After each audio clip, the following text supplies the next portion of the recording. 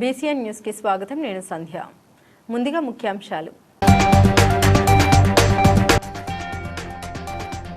RTC కార్మికులకు 11% fitment ఇవ్వాలని ప్రభుత్వం నిర్ణయించిందన్న deputy CM Bhatti Vikramarka.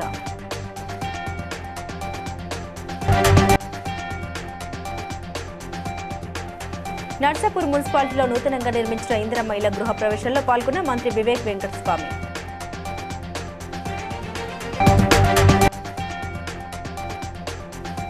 RTC సమ్మె చర్చలు సఫలం కావడంతో ఆర్టీసీ కార్మికులతో కలిసి సంబరాల్లో పాల్గొన్న ప్రభుత్వ ఎమ్మెల్యే పీర్ల ఐలయ్య.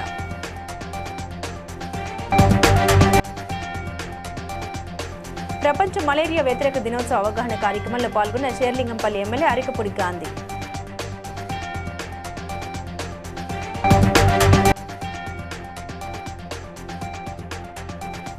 నిరుపేదల సొంతింటి కళ ఇందిరమ్మ ఇళ్ల పథకంతోనే సాధ్యమన్న మెదక్ కలెక్టర్ ప్రతిమా సింగ్. డిప్యూటీ సీఎం భట్టి విక్రమార్క మీడియాతో మాట్లాడారు. ఆర్టీసీ కార్మికులకు 11% ఫిట్మెంట్ ఇవ్వాలని ప్రభుత్వం నిర్ణయించిందని తెలిపారు. పెండింగ్లో ఉన్న ఆర్టీసీ ఉద్యోగుల ప్రభుత్వ విలీనం అంశంపై అధికారులు కార్మిక సంఘాల నేతలతో కమిటీ ఏర్పాటు చేయనున్నట్టు వెల్లడించారు. అలాగే కార్మిక సంఘాల గుర్తింపు ఎన్నికలను త్వరలో నిర్వహిస్తామని హామీ ఇచ్చారు. ఆర్టీసీ ప్రభుత్వం అంతర్భాగమని కార్మికుల సంక్షేమానికి ప్రభుత్వం కట్టుబడి ఉందని భట్టి విక్రమార్క పేర్కొన్నారు. కార్మికులను కుటుంబ సభ్యులుగా భావిస్తూ వారి సమస్యల పరిష్కారానికి ఎల్లప్పుడూ సిద్ధంగా ఉంటామని తెలిపారు. గుర్తింపు ఎన్నికలు నిర్వహించుకోవటానికి ప్రభుత్వం అంగీకరించిందని చెప్పారు. అలాగే మరొక ప్రధానమైనటువంటి అంశం, దశాబ్దాల పైబడి ఆర్టీసీలో పనిచేస్తున్నటువంటి కార్మికులు కోరినటువంటి ప్రధానమైన కోరిక విలీనానికి సంబంధించినటువంటి అంశం. ఈ విలీనానికి సంబంధించినటువంటి అంశంపై కూడా సుదీర్ఘంగా చర్చించిన తర్వాత ఆర్టీసీ విలీనం చేసుకున్న తర్వాత ఈ డిఆర్సీ సంబంధించి 11%కి ప్రభుత్వం నిర్ణయించిందని చెప్పడానికి సంతోషిస్తా ఉన్నాను. ప్రకర్షంగా చర్చించి సాధ్యమైనంత మేరకు అన్ని అంశాలని పరిష్కరించుకోవడం కోసం ఆర్టీసీ యాజమాన్యాన్ని చొరవ చూపించి వెంటనే ఆ చర్చలు కూడా ప్రారంభించి కార్యాచరణని ముగించవలసిందిగా కూడా ఆర్టీసీ యాజమాన్యాన్ని ప్రభుత్వం ఆదేశిస్తాం. రాష్ట్ర ప్రభుత్వం ప్రతిష్టాత్మకంగా చేపట్టిన 6 గ్యారెంటీల్లో ఇందిరమ్మ ఇళ్ల పథకం ఒకటని మంత్రి వివేక్ వెంకటస్వామి తెలిపారు. మెదక్ జిల్లా నర్సాపూర్ మున్సిపాలిటీలో నూతనంగా నిర్మించిన 2 ఇందిరమ్మ ఇళ్ల గృహ ప్రవేశాన్ని లబ్ధిదారులతో కలిసి ప్రారంభించారు. నర్సాపూర్ నియోజకవర్గంలో 3500 ఇళ్ల నిర్మాణం జరుగుతోందని, అందులో 192 ఇళ్లు నిర్మాణ దశలో ఉండగా 100 ఇళ్లు సిద్ధంగా ఉన్నాయని, త్వరలో వాటిని ప్రారంభిస్తామని తెలిపారు. టీచర్ చెప్తున్నారు, అర్థమవుతుంది, కానీ ఒకవేళ బుక్ ఇస్తే బుక్ లో ఎలా చదివించాలి అది రాదు. సో అట్లాంటి ఇంట్రెస్ట్ తీసుకుని చేస్తున్నారు. కానీ అన్ని కేటగిరీ పిల్లలకి ఒక స్ట్రాటజీ ఎలా ఇంట్రెస్ట్ కల్పించాలి అట్లాంటి మనం అందరికీ చెప్పడం జరుగుతున్నది. సో మీకోసము అన్ని నియోజకవర్గాలలో రేవంత్ రెడ్డి గారు అడ్వాన్స్ టెక్నాలజీ సెంటర్స్ ఎట్లా చదువుకుంటున్నారు, వాళ్ళకు బడిలో సరిగా ఫెసిలిటీస్ ఉన్నాయా లేదా, నీళ్లు ఉన్నాయా లేవా, గర్ల్ టాయిలెట్స్ ఉన్నాయా లేవా, ఇవన్నీ కూడా చూసుకునే అవసరం ఉన్నది. కలెక్టర్ గారు, are all the children having మంచిగా చదువుకోవాలి. చదువుకున్నోడైతే అందరు చదువుకుంటారు, కానీ మీరు క్లాస్లో నంబర్ 1 రావాలి. అవునా కదా? మీకు ఇన్ని ఫెసిలిటీస్ ఇచ్చినప్పుడు మీరు దీన్ని సరిగా ఉపయోగించుకొని మంచిగా చదువుకొని మీరు కూడా కలెక్టర్ లెక్క కావాలి కదా. ఆలోచన ఉండాలా లేదా? ఒక డాక్టర్, ఒక ఇంజనీరు, మేమందరం కూడా మంచిగా చదువుకొని ఆ స్థాయికి వస్తాం. యాదగిరిగుట్ట పట్టణంలోని ఆర్టీసీ డిపోలో రాష్ట్ర ప్రభుత్వ విప్ ఆలేరు ఎమ్మెల్యే పీర్ల ఐలయ్య ఆర్టీసీ కార్మికులతో కలిసి పాలాభిషేకం చేసి సంబరాలు నిర్వహించారు. అనంతరం స్వయంగా ఆర్టీసీ బస్సు నడిపి కార్మికులకు అండగా నిలిచారు. కార్మికులకు మజ్జిగ పంపిణీ చేసి ప్రయాణికులతో మాట్లాడారు. ఆర్టీసీ సమ్మె చర్చలు సఫలం కావడంతో CM Revanth Reddy, deputy CM Bhatti Vikramarka, మంత్రి పొన్నం ప్రభాకర్ కు కృతజ్ఞత తెలిపారు. ఆర్టీసీ శాఖ మంత్రులు పొన్నం ప్రభాకర్ గౌడ్ గారి నేతృత్వంలో ఆర్టీసీ కార్మికుల సమస్యలు పరిష్కారంతో పాటు గత ప్రభుత్వాలు చేయనటువంటి సాహసోపేత నిర్ణయాలతో పాటు వాళ్ళ 31 డిమాండ్లతో పాటు వాళ్లకు 11% ఫిట్నెస్ ఇవ్వడం అంటే చాలా సంతోషం. ఇలా తెలంగాణ ఆర్టీసీ కార్మికులంతా కూడా హర్షాతిరేకాలు వ్యక్తం చేస్తున్నారు. మరి 3 రోజుల సమ్మెను మా ప్రభుత్వం సానుకూలంగా వాళ్ళ డిమాండ్ పరిష్కరిస్తుంటే కార్మికులు అన్ని విధాల ప్రభుత్వం నుంచి సహాయ సహకారాలు అంతాయి వాళ్ళ న్యాయమైన డిమాండ్లు తీర్చామని చెప్పి చర్చలు ఎప్పటికప్పుడు జరిపి 3 రోజులనే ఈ చర్చలు సఫలం కావడం ఇలా చాలా సంతోషం. ఇలా ఆర్టీసీ కార్మికులంతా కూడా యారుట డిపోలో పెద్ద ఎత్తున సంబరాలు నిర్వహిస్తున్నారు. ఈ నిర్ణయం తీసుకుని ఈ చర్చలు సఫలం చేసినటువంటి ప్రభుత్వానికి ఇక్కడ కార్మికులు గ్రామంలో ఉన్నటువంటి ప్రజలు కూడా పెద్ద ఎత్తున హర్షాలు వ్యక్తం చేస్తున్నారు. ఇలా రోడ్లన్నీ పల్లెలకు పట్టణాలకు వెళ్లి సంబరాలు చేసుకుంటారు. కాబట్టి ప్రభుత్వానికి మళ్ళొక్కసారి కార్మికుల పక్షాన ప్రపంచ మలేరియా వ్యతిరేక దినోత్సవం సందర్భంగా Serilingampally MLA PACS chairman Arekapudi Gandhi నివాసం వద్ద అవగాహన కార్యక్రమం నిర్వహించారు. Alwyn colony 51 deputy commissioner Chamundeswari, మాజీ కార్పొరేటర్ నార్నే శ్రీనివాసరావు, నాయనేని చంద్రకాంతరావు, కాంగ్రెస్ నేత అచిరుమర్తి రాజు, ఎంటమాలజీ సిబ్బంది పాల్గొన్నారు.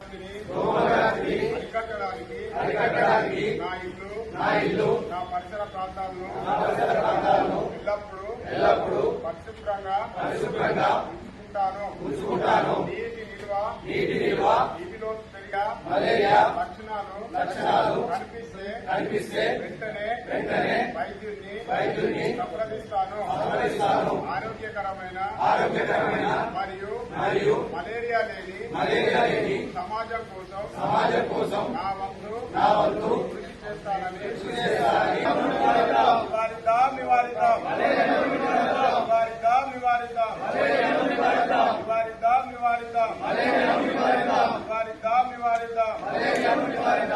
నిరుపేదల సొంతింటి కల నెరవేర్చడమే లక్ష్యంగా తెలంగాణ ప్రభుత్వం ఇందిరమ్మ ఇళ్ల పథకాన్ని ప్రవేశపెట్టిందని మెదక్ కలెక్టర్ ప్రతిమా సింగ్ తెలిపారు.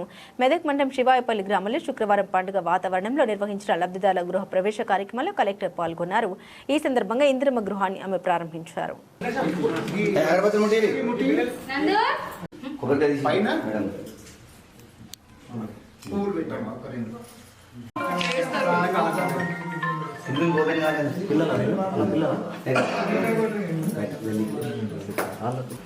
गंगे च यमुने चैव गोदावरी सरस्वती नर्मदे सिंधु कावेरी जलेस्मिन् सन्निधिं कुरु कावेरी వాష్రూమ్ ఇక్కడ ఉంది, బయట తీసుకున్నారా?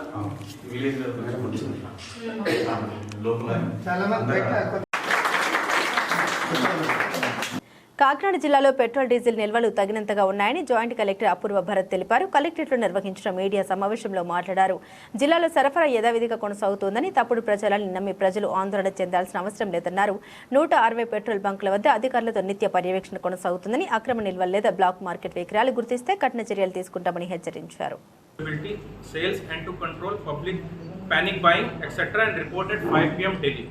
I personally visited petrol bunk yesterday, Venkat Ramana Agency, HPCL and Srinivas Auto Care IOCL and BP Kakinada BPCL outlets and observed the stock sales and average sales. The MS and HSD stocks, supply of stocks and sales have been observed that at present the stocks remain adequate and supply remains normal and uninterrupted.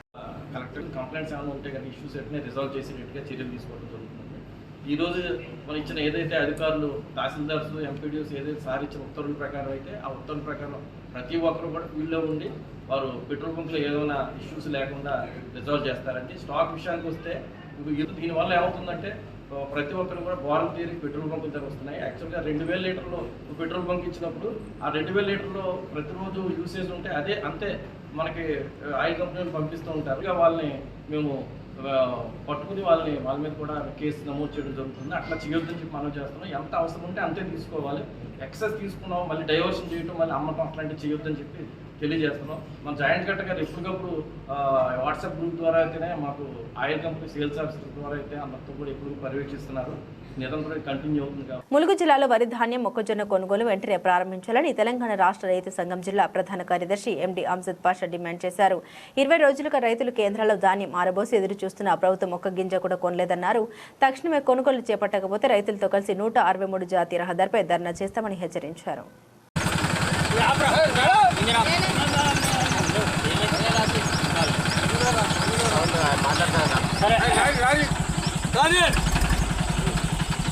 సరే, ఈరోజు తెలంగాణ రాష్ట్ర రైతు సంఘం ఆధ్వర్యంలో నా పేరు ఎండి అమ్జద్ పాషా, తెలంగాణ రాష్ట్ర రైతు సంఘం ములుగు జిల్లా ప్రధాన కార్యదర్శిని. కాసిందేపేట గ్రామంలో సుమారు వడ్లు పోసి 20 రోజులు అవుతున్నది, 20 నుండి 25 రోజులు అవుతున్నది. ఈ రోజు వరకు కూడా ప్రభుత్వం వడ్లు కొనకుండా రైతుల పట్ల నిర్లక్ష్యంగా ఉన్నది. కేంద్రం ఉన్నటువంటి బీజేపీ ప్రభుత్వం అయినా, రాష్ట్రం ఉన్నటువంటి కాంగ్రెస్ ప్రభుత్వం అయినా, ఇటు రాష్ట్ర కాంగ్రెస్ ప్రభుత్వం నిర్లక్ష్యంగా వ్యవహరిస్తున్నది.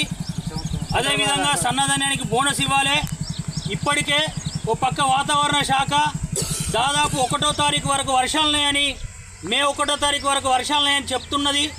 మరి రైతులు అనేక ఇబ్బందులు పడుతున్నటువంటి పరిస్థితి ఉన్నది. కనీసం ధాన్యం సెంటర్లో కనీస సౌకర్యాలు కూడా ఏర్పడుతున్నటువంటి పరిస్థితి ఉన్నది. ఇటు ధాన్యం సెంటర్లో పరదాలు కానీ, అదేవిధంగా మంచినీటి సౌకర్యం కానీ ఇవన్నీ ఏర్పరచాలి. ఇలా ప్రభుత్వం ఏర్పరచలేదు. మరి అదేవిధంగా ధాన్యాన్ని కొనేంత వరకు కూడా తెలంగాణ రాష్ట్ర సంఘం ఇలా ఎంబడిపడుతుంది ప్రభుత్వాన్ని. ధాన్యం 2 రోజులలో కొనల్చో మరి రైతాంగంను సమీకరించి ఇవాళ రోడ్లను దిగ్బంధించేటువంటి ప్రయత్నం కూడా చేస్తామని తెలియజేయడం జరుగుతుంది.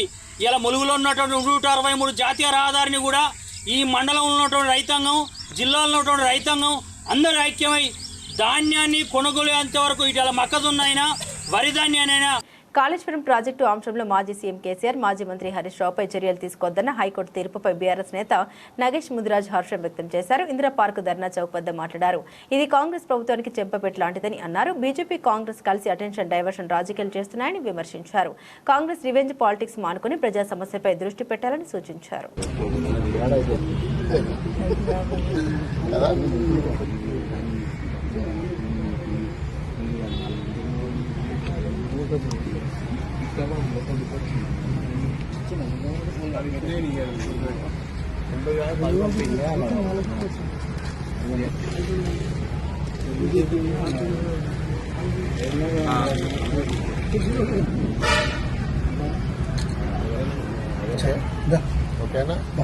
షేర్లింగంపల్లి గ్రామంలో నాభిశిల బొడ్రాయి దేవుడి ప్రతిష్టాపన మహోత్సవంలో కార్పొరేటర్ రాగం నాగేందర్ యాదవ్, టీపీసీసీ ప్రధాన కార్యదర్శి జగదీశ్వర్ గౌడ్తో కలిసి ముఖ్య అతిథిగా పాల్గొని ప్రత్యేక పూజలు నిర్వహించారు.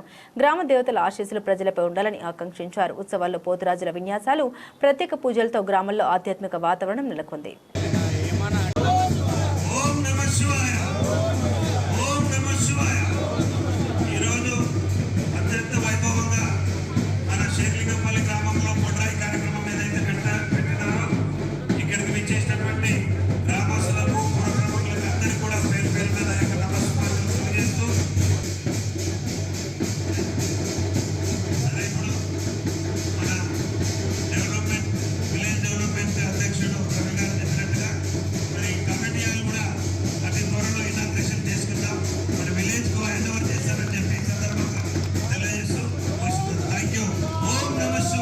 నాగర్ కర్నూలు జిల్లా కేంద్రంలోని మార్కెట్ యార్డ్ వద్ద రైతులు ఆందోళన చేపట్టారు. అదే సమయంలో అక్కడున్న వెళ్తున్న కాంగ్రెస్ ఎమ్మెల్యేలు రాజేష్ రెడ్డి, వంశీకృష్ణల్ని అడ్డుకుని నిలదీశారు. 15 రోజులుగా తమ సమస్యలు పట్టించుకోవడం లేదని రైతులు ఆగ్రహం వ్యక్తం చేశారు.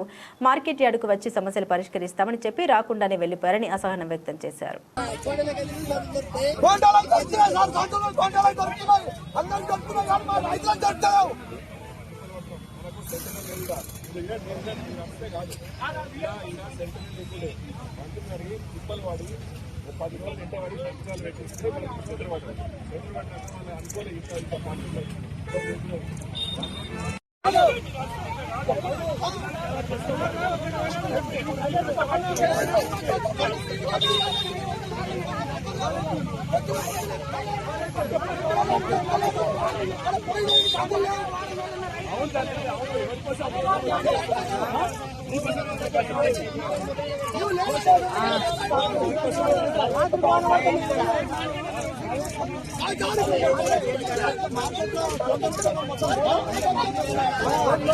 రైట్ వాక్ పేరుతో పాత బస్తీలో జీహెచ్ఎంసీ అధికారులు స్పెషల్ డ్రైవ్ నిర్వహించారు. చిత్రనాగ చౌరస్తా నుండి బోయగూడ వరకు ఫుట్పాత్ ఆక్రమణలు చేసుకున్న దుకాణాలను జీహెచ్ఎంసీ అధికారులు భారీ పోలీసు బందోబస్తు మధ్య కూల్చివేశారు. తాము ఆక్రమణ తొలగించాక తర్వాత మళ్లీ ఆక్రమణ చేసి దుకాణాలను ఏర్పాటు చేస్తే కఠిన చర్యలు ఉంటాయని జీహెచ్ఎంసీ అధికారులు తెలిపారు.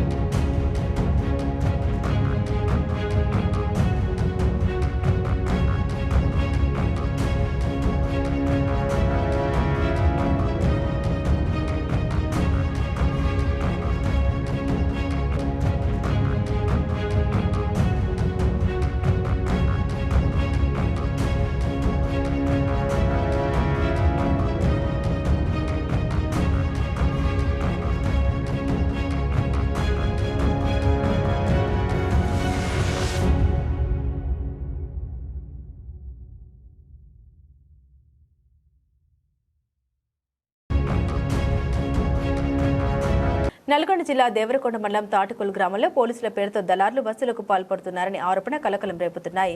భార్యాభర్తల వివాదం పరిష్కరిస్తామని చెప్పి జూలూరు నాగేష్ నుండి సీఐకి ఇవ్వాలని నమ్మబలికి ₹1,00,000 తీసుకున్నట్లు బాధితుడు ఫిర్యాదు చేశాడు. గతంలో కూడా ఇలాంటివే వసూలు జరిగాయని స్థానికులు చెబుతున్నారు.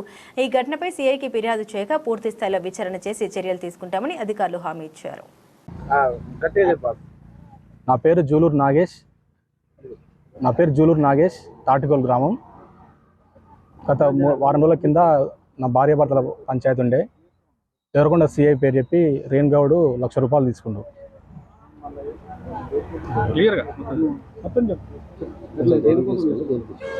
సిఐతో మాట్లాడి నీ కేసు కొట్టేపిస్తా, నువ్వు జైలుకు కూడా చూసుకుంటా అని చెప్పి ₹1,00,000 తీసుకొని చెప్పాను. జరిగింది అతని మీద వాళ్ళ ప్రెస్ గ్రూప్ లో పెట్టిందంట ఆర్టికల్. పెడితే ఆర్టికల్ డిలీట్ చేసి ఆ గ్రూప్ నుంచి ఎగ్జిట్ చేసేసి సేమ్ టైం అతనికి ఫోన్ చేసి వానికి ఏదైనా కాంప్లైంట్ వస్తే వాని మీద ఏదైనా ఎఫ్ఐఆర్ రాని ఏదైనా సమయం వచ్చినప్పుడు వాని సంగతి ఏం చూసుకుంటా నేను చూపిస్తా వానికి అనేది. ఇది ఎంతవరకు ఆ విషయంలో కూడా అప్లికేషన్ ఇచ్చారు. ఇస్తే దాని గురించి కూడా ఇంతవరకు ఆ కేసు ఎఫ్ఐఆర్ చేసిన అన్నారు. దాని మీద ఏం చర్య తీసుకురో మాకు తెలియదు. ఇట్లాంటి ఎవరు మధ్యలో ఆపనీకపోతే వాళ్ళ మీదకి సాగుకూడదు, బండి ఎక్కిస్తా అంటే ఇది పద్ధత. దీని మీద పోలీస్ వ్యవస్థ ఏం చేస్తుంది? దీని మీద సీరియస్నెస్ లేదు. ఇది కూడా తీసుకోవాలి. ఇంకోటి శాంటాక్స్ సీఏ గారికి సంబంధం లేదు కండి. వచ్చి మీకు లేదు, మీరు ఇట్లా చెప్తే కూడా శాంటాక్స్ వేపిస్తుంది అంటే శాంటాక్స్ వద్దని మేము ఆపే. లక్షలే పంచాయతీ ఒక రేటు ఫిక్స్ చేసి వసూలు చేయడం సామాన్యుని నడ్డి విరుస్తారు. వీళ్ళు వాళ్ళ బాధల కన్నా వీళ్ళకి ట్యాక్స్లు ఎక్కువైపోయినాయి. దీనిపై సిగ్గుపడుతూ ఈ పెద్ద మనుషులు ఎవరైతారో ₹1,00,000 నాగేష్ దగ్గర ఏదైతే వసూలు చేసారో అది సీఏ గారి పేరు చెప్పడం ఇంకా సిగ్గుచేటు. చట్టము ఎవరికి చుట్టంగా అని చెప్పవలసిన పోలీసు వ్యవస్థ ఎలా వాళ్ళకి ఎందుకు చుట్టాలు అవుతుంది?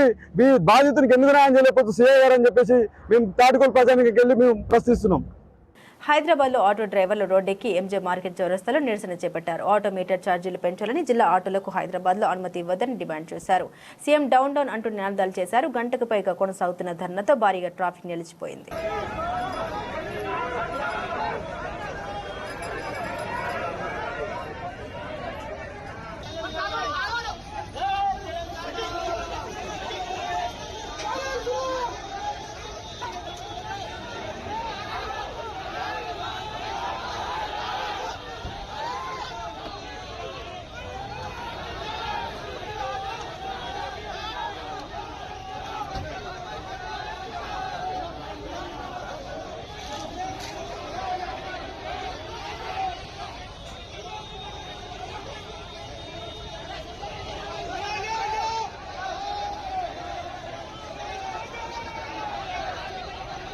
మంచిర్యాల జిల్లా జన్నారం మండలం తిమ్మాపూర్ గోదావరి ప్రాంతంలో ఈ నెల 16న అదృశ్యమైన గూడ మల్లేష్ మృతదేహం శనివారం దండేపల్లి మండలం గుడిరేవు గోదావరిలో లభ్యమైంది. వారం రోజులుగా పోలీసులు గ్రామస్తులు గాలించినా ఆచూకీ లభించలేదు.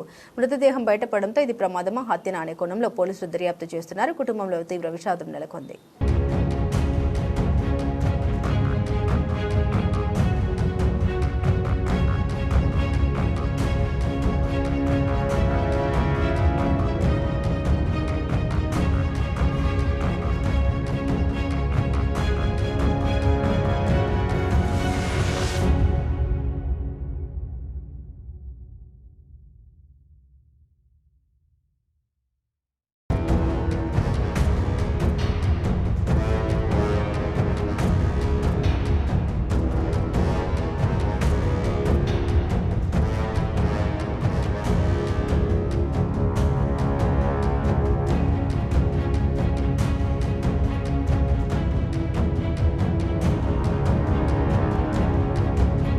బీసీ విద్యార్థుల ఉన్నత విద్యకు కీలకమైన ఫీజు రియంబర్స్మెంట్ పథకాన్ని ప్రభుత్వం నిర్లక్ష్యం చేస్తుందని బీసీ జేఏసీ చైర్మన్ జడ్జిలు శ్రీనివాస్ గౌడ్ విమర్శించారు. 2008లో వైఎస్ రాజశేఖర రెడ్డితో పోరాడి ఈ పథకాన్ని సాధించుకున్నామని గుర్తు చేశారు.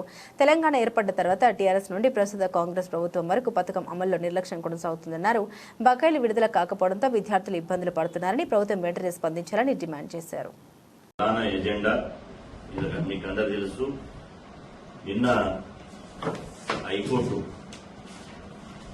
హైకోర్టు ఒక తీర్పిచ్చింది. తెలంగాణ రాష్ట్రంలో ప్రైవేట్ కళాశాలలో వృత్తి విద్యా కోర్సులు కానీ, ఇంటర్ కానీ, డిగ్రీ కానీ, ఉన్నత విద్యను అభ్యసించేటువంటి ఎవరైతే విద్యార్థులు ఉన్నారో ఆ విద్యార్థులు ఫీజులు కట్టడం లేదు, ఆ విద్యార్థుల ఫీజులు మేమే చెల్లిస్తామన్నటువంటి ప్రభుత్వం ఒకవైపు ఫీజులు విడుదల చేయడం లేదు. దీంతో మేము కాలేజు పరిస్థితులు మూసుకువలసినటువంటి పరిస్థితులు వచ్చినాయి.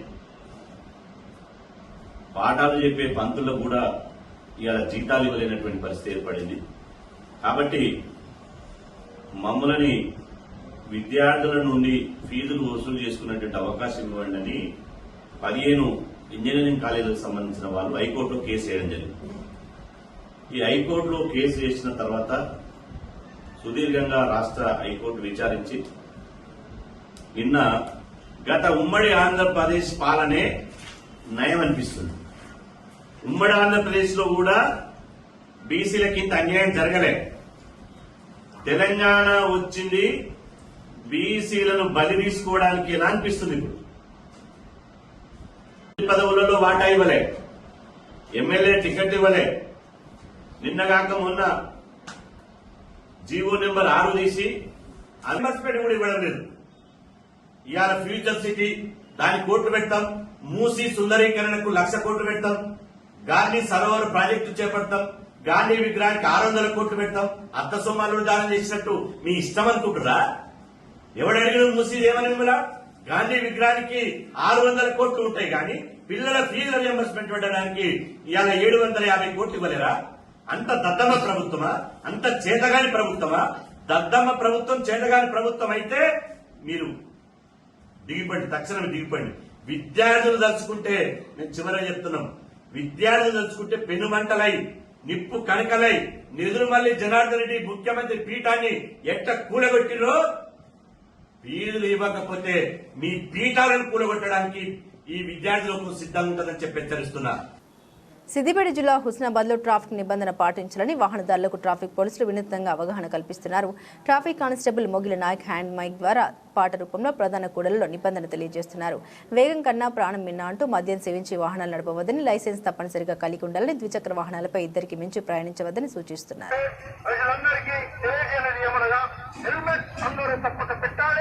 ఆ తర్వాతే వాహనాలు నడపాలి. వేగం వద్దు, నిదానమే ముద్దు. ట్రాఫిక్ నిబంధనలు పాటించండి, ప్రమాదాలను అరికట్టండి. మద్యం సేవించి వాహనాలు నడపకు, మధ్యలోనే పరలోకానికి వెళ్ళకు. లైసెన్స్ లేకుండా వాహనాలు నడపరాదు. చట్టరీత్యా నేరము, శిక్ష అర్హులు. సెల్ ఫోన్ మాట్లాడుతూ వాహనాలు నడపకండి, మీకు ఇతరులకు ఇబ్బందికరం, ప్రమాదకరం. కండిషన్ లేని వాహనాలు నడపకండి, ప్రమాదాలు కొని తెచ్చుకోకండి. ప్రయాణికులను గమ్యాన్ని చేర్చు, నిండు 100 ఏళ్లు హాయిగా జీవించు. భువనగిరి టౌన్లోని శ్రీ సీతారామాంజనేయ స్వామి సహిత సంతోషి మాత దేవాలయంలో అన్నప్రసాద కార్యక్రమం నిర్వహించారు. ఈ సందర్భంగా దాతలు సొప్పర్ రవి, బియ్యం బ్యాగు, కూరెళ్ల శ్రీనివాస్ కుటుంబ సభ్యుల జ్ఞాపకార్థం 1100 నగదు, డొప్ప హరికృష్ణ కూరగాయలు అందించారు. ఇటబడి రాజు మంచినీటి సేవ చేశారు. దాతల కుటుంబాలకు స్వామివారి కృప కటాక్షాలు కలగాలని నిర్వాహకులు కోరారు.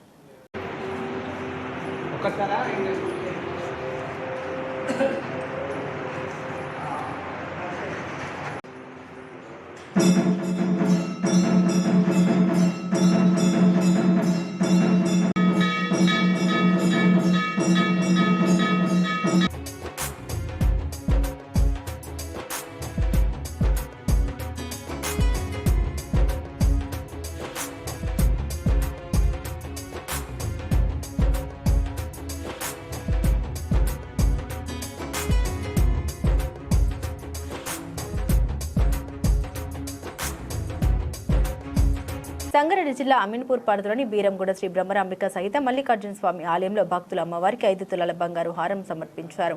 ముగ్గిరాల పద్మనాభరావు, శారదాదేవి, ముగ్గిరాల మదన్ మోహన్ రావు, గిరిజాదేవి దంపతులు తమ మొక్కు తీర్చుకుని హారం అందించారు. ఆలయ చైర్మన్ సుధాకర్ యాదవ్, ఈవో శశిధర్ గుప్తా సమక్షంలో కార్యక్రమం జరిగింది. ఆలయ అభివృద్ధికి భక్తులు సహకరించాలని చైర్మన్ కోరారు.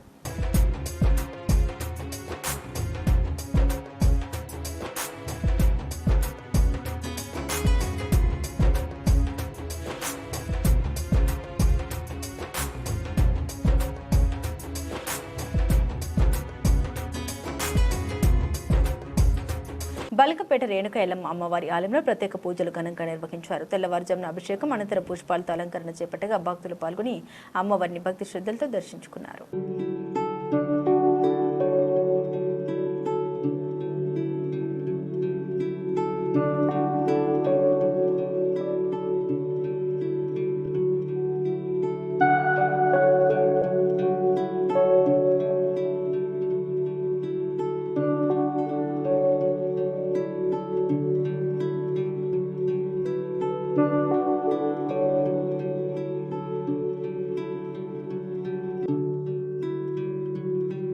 వార్తలు ముగించే ముందు ముఖ్యాంశాలు మరోసారి.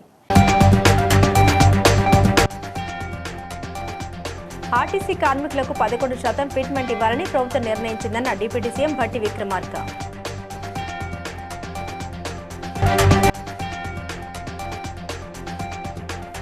నర్సాపూర్ మున్సిపాలిటీలో నూతనంగా నిర్మించిన ఇందిరమ్మ ఇళ్ల గృహ ప్రవేశంలో పాల్గొన్న మంత్రి వివేక్ వెంకటస్వామి.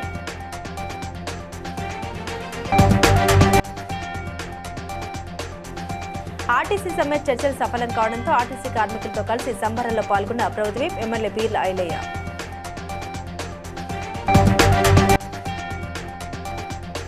ప్రపంచ మలేరియా వ్యతిరేక దినోత్సవ అవగాహన కార్యక్రమంలో పాల్గొన్న Serilingampally MLA Arikapudi Gandhi.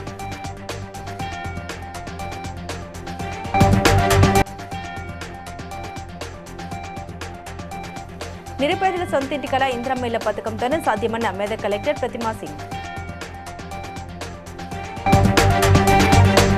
BCN news ఇంతటితో సమాప్తం. మరో బులెటిన్తో మళ్ళీ కలుద్దాం.